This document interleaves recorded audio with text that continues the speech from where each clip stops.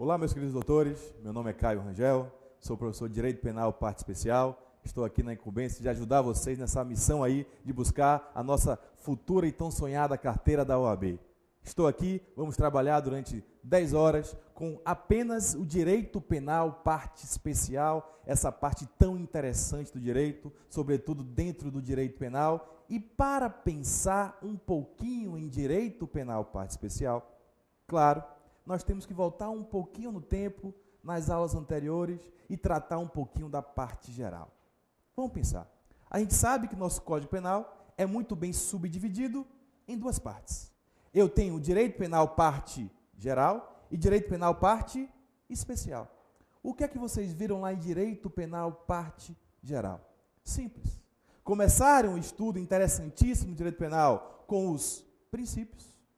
Estudaram a Lei Penal no tempo, a Lei Penal no espaço e, principalmente, a teoria geral do crime.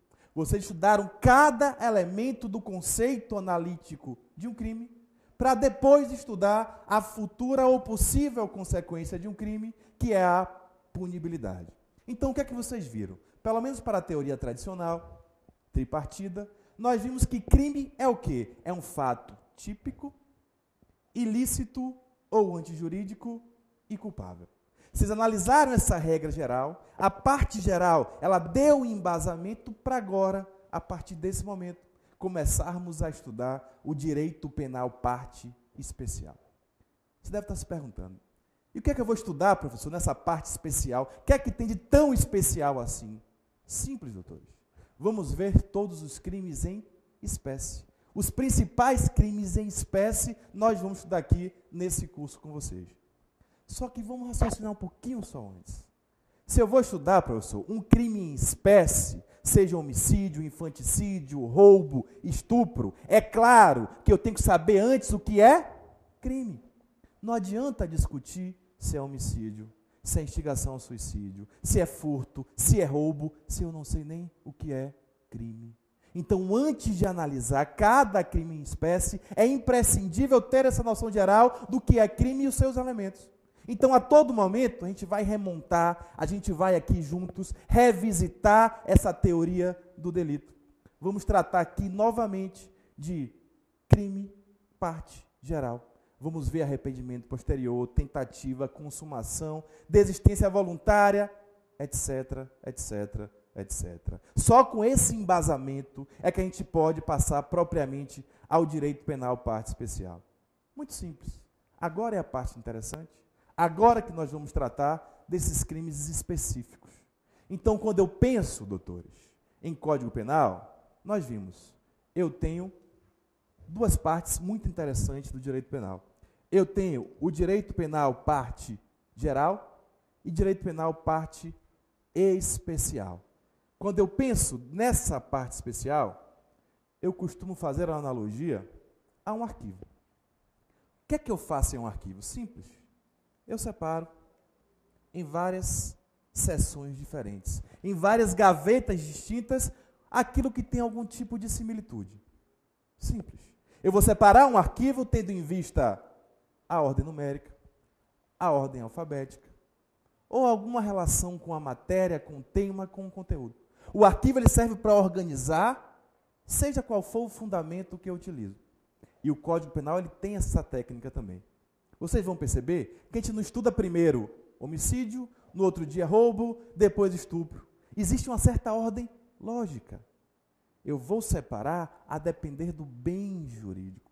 Então, nosso Código Penal ele é dividido em 11 títulos, onde eu vou separar cada título de acordo com o bem jurídico. Como assim, professor? O que é bem jurídico? Aí eu volto a pergunta para vocês.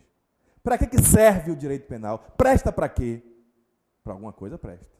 O direito penal ele serve, ao menos na visão tradicional de Jacobs, principalmente para proteger a sociedade. Proteger bens jurídicos mais importantes. Então, quando ele fala, a gente vai ver daqui a pouco, que matar alguém é crime, homicídio, ele está falando, na verdade, o seguinte: não mate não, doutor. Não mate porque eu quero proteger o bem jurídico vida. Se você matar, você vai sofrer uma sanção. Então, na verdade, ao tipificar, ao relacionar a conduta a matar alguém e atribuir a essa conduta o status de crime, Ele está dando recado. Não mate não, porque eu quero proteger algum bem jurídico. Então esse é o principal fundamento do direito penal. É para isso que ele existe, para proteger bens jurídicos. E justamente com base nesse fundamento é que nosso Código Penal foi feito. Ele divide a parte especial em títulos e capítulos a depender do bem jurídico protegido. A gente vai começar o estudo por crimes contra a pessoa. Dentro dos crimes contra a pessoa, a gente vai estudar vida, integridade, vamos estudar patrimônio, administração pública. Então, o Código Penal ele é organizado, ele une dentro da mesma seção tudo aquilo que tem um ponto em comum, tudo aquilo que afeta ou tutela o mesmo bem jurídico.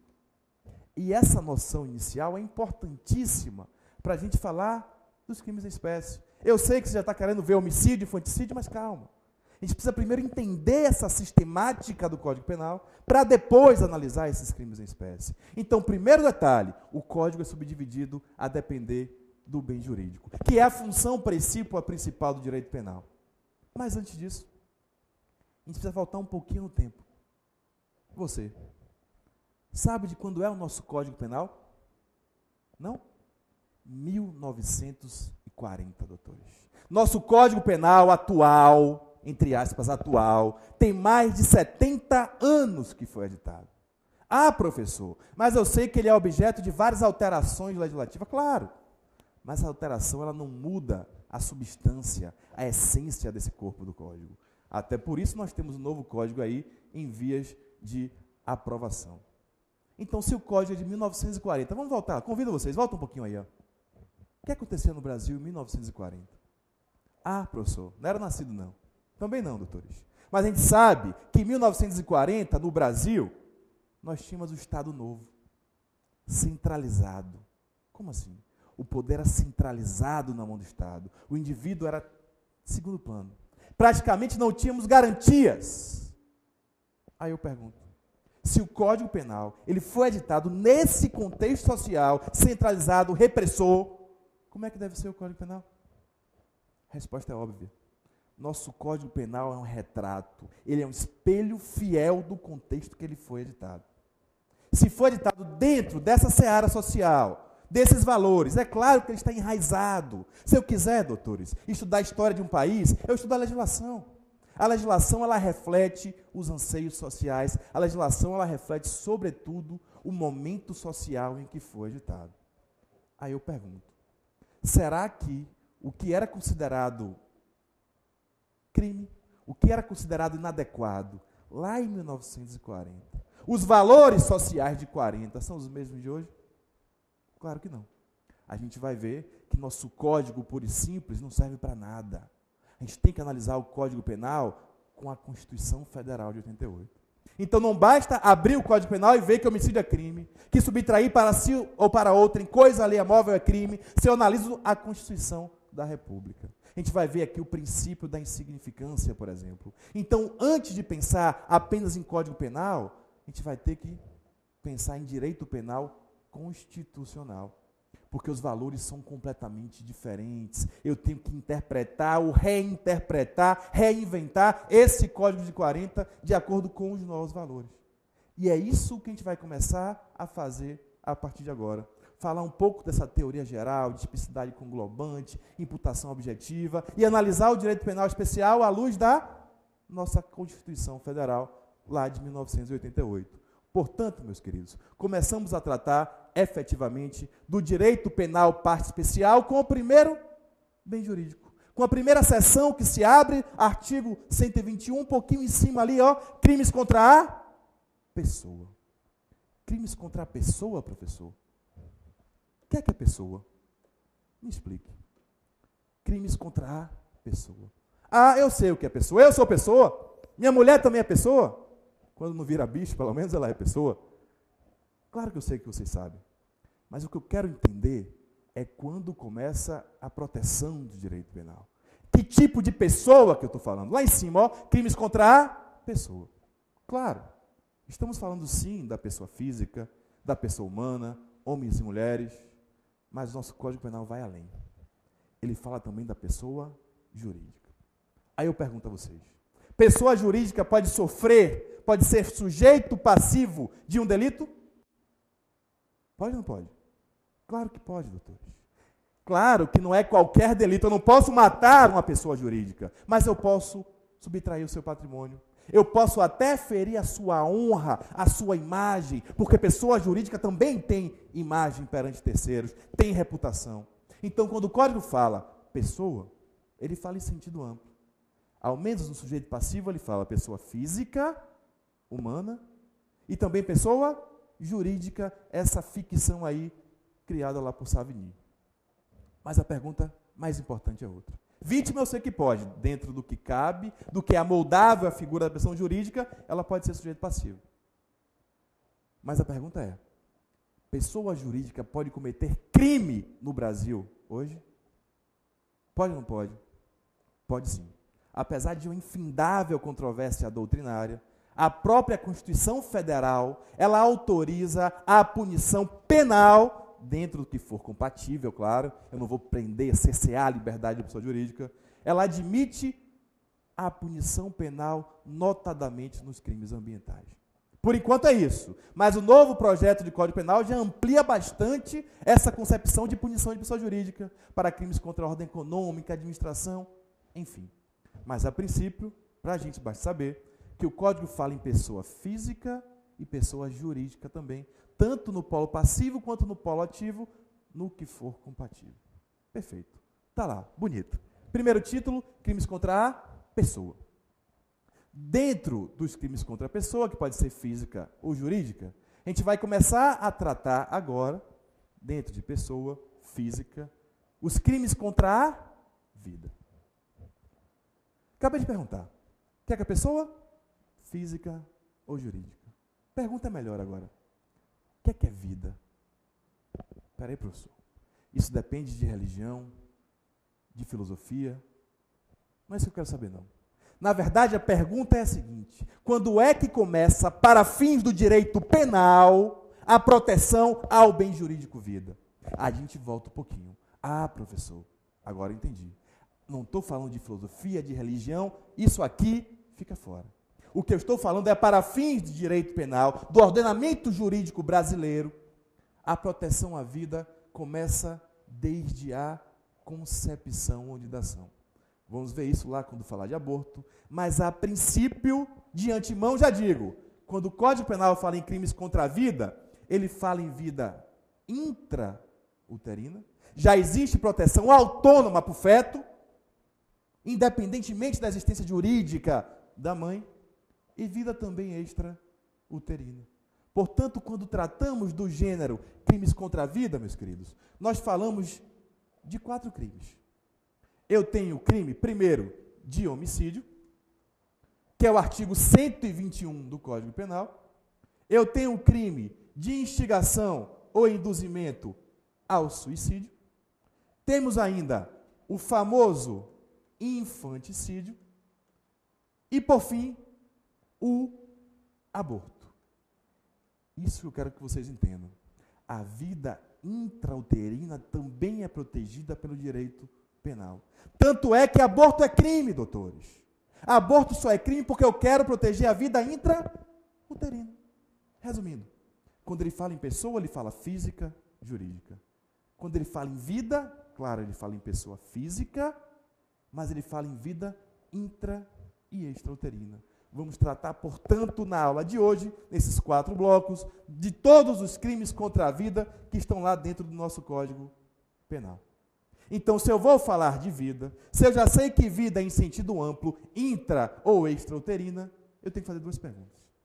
Primeiro, a vida é um bem jurídico importante? Claro, é o mais importante de todos. Pelo menos para a visão geral, o senso comum, muito embora às vezes o Código não concorde, porque é de 1940, patrimonialista. Eu posso ter um roubo com pena maior que um homicídio. Um crime de furto tem pena muito maior do que uma lesão corporal. Claro que o nosso Código, muitas vezes, ele dá preferência ao patrimônio. Deixa ele de lado. A gente sabe que a vida é o bem jurídico mais importante, até porque todos os outros bens jurídicos defluem, eles são originados, acarretados do bem jurídico vida. A pergunta não é essa. A pergunta que eu faço é: a vida é um bem jurídico absoluto? Claro que não, doutores. Não existe nenhum bem jurídico absoluto. Nem a vida, bem jurídico maior, é absoluto. A própria Constituição Federal, ela possibilita a relativação à proteção desse direito. Eu posso matar? Posso, entre aspas. Matar alguém em legítima defesa? Se eu agir em legítima defesa, com todos aqueles requisitos que vocês viram, é crime? Não é. Então, eu posso matar alguém e isso não ser criminalizado. A vida, ela pode ser atingida sem uma punição.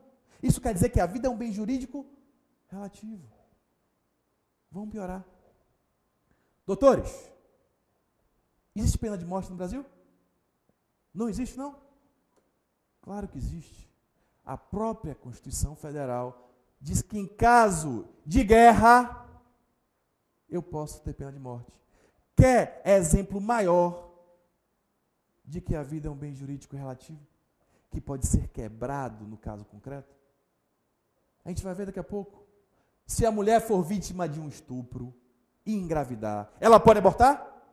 A gente vai ver. O artigo 128 autoriza a interrupção da gravidez em caso decorrente de estupro. Ou seja, o ordenamento jurídico brasileiro, o nosso Código Penal, ele autoriza que eu ofenda o bem jurídico vida. Seja extrauterina, no caso da legítima defesa, pena de morte, ou intrauterina, no caso de aborto resultante, da gravidez resultante de estupro. Então, apesar de importantíssima, é o bem jurídico mais importante. Ele pode ceder, ele é relativo. Só um detalhe. Apesar de relativo, a vida é um bem jurídico indisponível. Como assim, professor? Pode parecer contraditório, mas não é. São pontos de vista precisos, mas diferentes. Se eu falo que é relativo, quer dizer que pode ser quebrado. Mas eu não posso dispor da minha vida.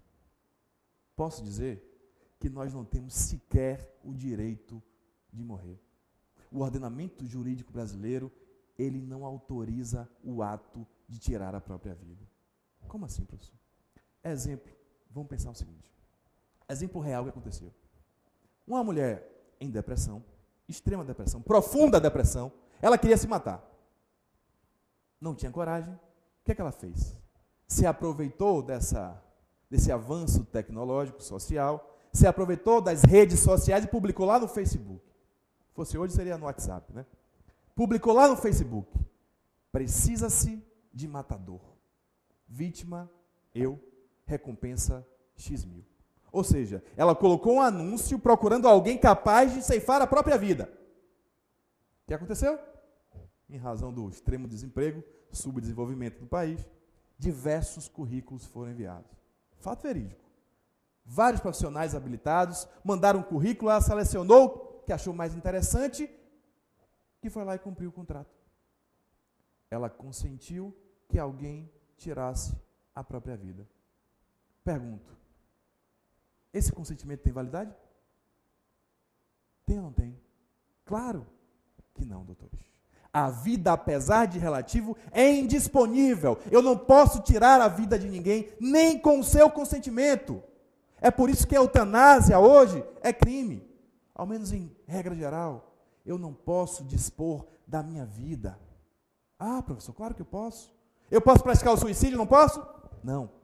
Ah, mas suicídio não é crime. Não. A gente vai ver daqui a pouco que suicídio realmente não é crime. O direito penal, ele não pune o suicídio, até porque não precisa de punição. Mas é proibido. Vocês podem perceber, tem um crime chamado constrangimento ilegal. Artigo 146, lá no parágrafo 2º, podem perceber. Não é crime o constrangimento utilizado para impedir um suicídio. Não é não? Não. Como assim, professor? Se eu quiser me matar, se eu for me matar, alguém pode me impedir? Pode. Utilizar o meio necessário para impedir? Pode. Vamos pensar. Eu posso ir ao shopping, ao cinema, à Arena Fonte Nova ver o Tricolor de Aço? Claro, posso não, eu devo. Alguém pode me impedir de ir? Não pode. Se alguém me impedir de ir, comete crime de constrangimento ilegal. Aí eu volto para o suicídio. Alguém pode me impedir de tirar a própria vida? Pode. Doutores, se alguém pode me impedir de fazer alguma coisa de maneira lícita, é porque eu não tenho o direito de fazer. Então o suicídio, ele é proibido, sim. Tanto é que qualquer pessoa pode impedir o suicídio. Eu não tenho o direito de me matar, eu não tenho sequer o direito de morrer. Pode não ser criminalizado. Então a gente chega à conclusão que a vida é um bem jurídico relativo. Relativo por quê? Porque pode ser quebrado, notadamente no confronto com outro bem jurídico, vida, mas é indisponível. Nós não podemos dispor da vida. O consentimento de nada vale, porque o bem jurídico está acima da minha vontade. Com base nesse panorama geral, de entender onde está encaixado o homicídio, o que é pessoa, o que é vida, até onde vai a proteção à vida, é que nós começamos a tratar do primeiro crime contra a vida, que é o famoso crime de homicídio. Muito simples. Homicídio, artigo 121, todo mundo conhece qual é. Todo mundo sabe que homicídio é matar alguém. Então vou perguntar, muito simples. Homicídio é crime? É. Por quê? Ah, professor, é crime porque está na lei, princípio da legalidade. Isso não basta. A gente acabou de ver. Não é porque está na lei que é formalmente típico que é crime. Além de estar na lei, tipicidade formal, eu tenho que entender alguma lesividade. Ou seja, quando eu pergunto por que é crime, a resposta que eu quero é qual é o bem jurídico. E quando eu falo em homicídio, matar alguém, qual é o bem jurídico? Simples. A gente acabou de dizer. O homicídio é um crime que afeta a vida. Vou além. Que vida? Humana? Sim. Mas vida intra ou extrauterina? Resposta fácil. A gente sabe que o homicídio, ele afeta a vida extrauterina. Até aí é óbvio, mas tome cuidado. Tem um detalhe importante que cai em prova. A gente vai ver daqui a pouquinho que o aborto, doutores, o crime de aborto, ele cessa a partir do início do parto. Então, iniciou o parto, rompeu a bolsa, esquece aborto. A partir do início do parto, eu posso ter infanticídio, se tiver todos os requisitos, e posso ter o homicídio. Então pode até doer o ouvido, mas eu posso ter um homicídio com feto dentro do ventre, desde que já tenha rompido a bolsa, já tenha iniciado o parto. Então, quando eu falo em vida, eu falo sim, claro, em vida extrauterina, mas eu falo também naquele pequeno intervalo que vai a partir do início do parto até a expulsão do feto. Vida, portanto, em sentido mais amplo, o homicídio, matar alguém, fere sobretudo a vida extrauterina, mas também atinge a vida intrauterina, no pequeno intervalo que vai do início do parto ao seu final. Resumindo, eu posso ter homicídio, infanticídio com feto dentro do ventre. Perfeito. Outro dado importantíssimo, de aspecto processual, mas que a gente já antecipa, é estudar competência. A pergunta, meus queridos, vamos acordar aí, ó. Quem é que julga o homicídio? Ah, o homicídio vai para o tribunal do... Depende. Tribunal do júri, ele tem competência constitucional para julgar o quê? Os crimes 1, dolosos, 2, contra a vida e os seus conexos. Então, para ir para o júri, não basta ser contra a vida, tem que ser doloso. Então, a competência para julgar o homicídio depende. Se for homicídio doloso, eu vou para onde? Tribunal do júri. Vou julgar lá com os jurados. Mas se o homicídio for culposo, não vai para o tribunal do júri. O tribunal do júri, repito, tem competência constitucional para julgar não só o homicídio, mas qualquer crime doloso contra a vida. Os 4 que a gente vai ver hoje. Homicídio doloso, infanticídio, aborto, instigação ao suicídio.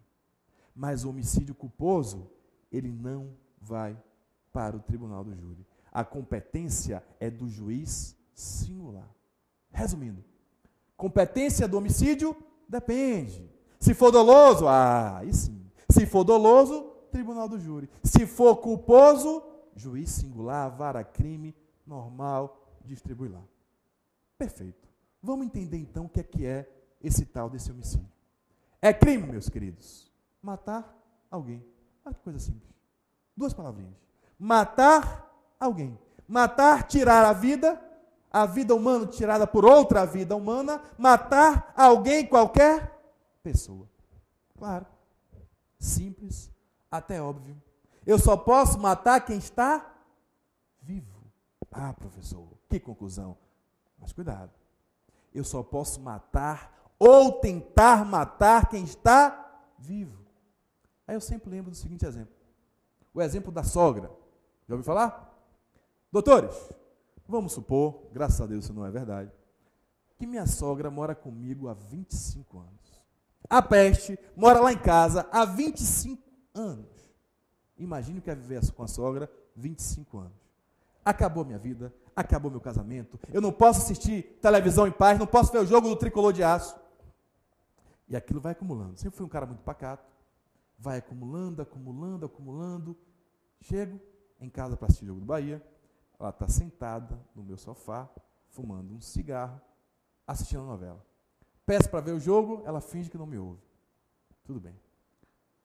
Vou tranquilizar, tomo umas 4 cervejas, tomo um banho, pego minha metralhadora automática, me dirijo até a sala e dou 482 tiros na cabeça dela.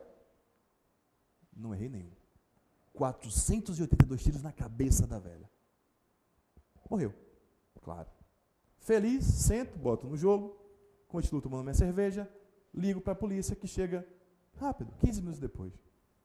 Chegando lá, eles constatam que a minha sogra, ou ex-sogra, felizmente, ela tinha morrido minutos antes de infarto do coração. Ou seja, nesse meio tempo que eu fui tomar um banho, tomar uma cerveja, ela morreu. Que coisa boa. Aí eu pergunto, meus queridos, eu respondo por homicídio? Sim ou não? Ah, tentativa de homicídio? Não. Eu não posso matar nem tentar matar quem já está morto. Então, nesse caso específico, é crime impossível por impropriedade absoluta do objeto. Eu não posso matar nem tentar matar quem está morto. Ah, professor, não respondo por nada. Nem homicídio qualificado, nem consumado, nem tentado. A gente pode até discutir aí a questão de disparo, se foi em via pública, em filipêndio ao cadáver, mas não era o dolo. Não tem crime. Resumindo, o crime de homicídio é matar alguém. E eu só posso matar quem está vivo. Matar ou tentar matar quem está vivo. E com isso, meus queridos, a gente praticamente conclui essa primeira etapa da aula, bloco 1, nossa estreia, inauguração, só tratando aqui de sujeitos. Já entendi, professor. Homicídio é matar alguém, eu só posso matar ou tentar matar quem está vivo. Quem como? Que pessoa que eu posso matar? Simples.